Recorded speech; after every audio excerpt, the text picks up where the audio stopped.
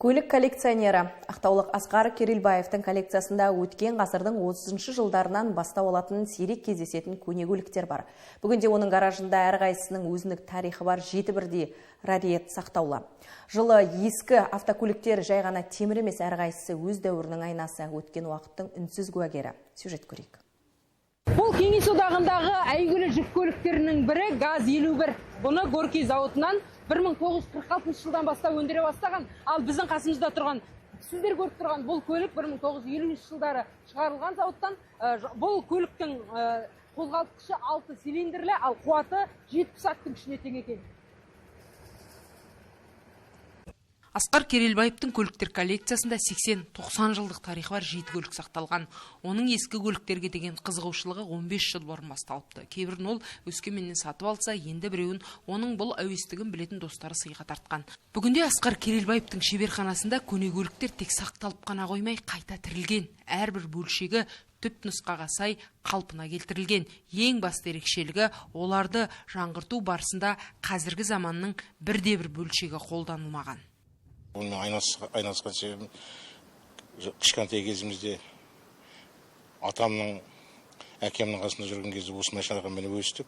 Енді бұрынғы қалған историяны ұмытпаған жақсы ма. Сондықтан осындай машиналарды бастаймын. Жастар ол ескі машиналарды көп білмейді. Содан кейін соған байланысты өзінің қолым босаған уақытта сондай ескі машиналарды қарап жасаймын. Көліктердің арасындағы ең көнесі соғыстан бұрын, яғни 1939 жылы шыққан ГАЗ-67 жол талғамайтын автомобилі. Одан бөлек ГАЗ-69, ГАЗ-51, Волга, Победа сынды тарихтың куәгерлері де бар. Мен қазір тізгінде жатқан бұл көлік Победа М20 деп аталады. Бұл Кеңес одағы дәуіріндегі ең алғашқы заманауи жеңіл автокөліктердің бірі. Оның жылдамдығы сағатына 105 км. Ал бұның басты ерекшелігі дизайны, іші өте кең. Бұл сол дәуір үшін люкс деуге болады. Яғни бұл соғыстан кейінгі өмір үшін Кеңес одағында жеңістің, жаңа өмірдің символы болды.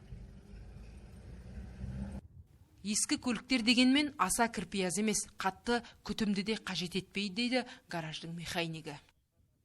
Майсон уақытымен қарап, майсон қарап тұрсаң болды, басқа да жоқ. Бұрын бұна ескі машиндердің қазіргі машинға қарағанда несеуі, күтімі дейтін күшті болады, жақсы олған қарағанда оңай. Май жемейді ешқандай, түгел өзінің родной заттары, өзінің жан-жақтан іздеп, Россияны іздеп, Бакуден, Кавказдан іздеп, бірде-бір қазіргі уақыттың заты жоқ ішінде, түгел өзінің заттары тұрған. Бір мәшін енді 2 жылдан жинады, бір мәшін сондай уақыт кетеді, бір мәшін жинау үшін 3 жылға шейін кетіп қалады кейде. Айта кетерлігі, Асқар аға көліктерін тек сақтап қана қоймай, оларды күнделікті өмірде де пайдаланады. Кейде өзі рөлге отырып, немерелерін қасына алып, көне көліктермен қыдыртады. Жаздың кезінде немерелерімді алып мінгізіп, солармен жүремін. Немерелерім солар жақсы көреді, машина мінгенде. Қазір заманның машиналары көп қой, былай қарағанда. Қай машина болса да мінуге жағдай бар. Ескі сол өзім ескі машинаны жаздың кезінде мініп далаға шыққан жақсы көремін сонымен. Осындай ерекше хобби арқылы Асқар Керелбаев тек көліктерді ғана емес, тұтас бір тарихи кезеңді сақтап отыр. Оның айтуынша, алдағы уақытта коллекция кеңейе бермек. Көліктер тек темір емес, тарих, естелік дейді.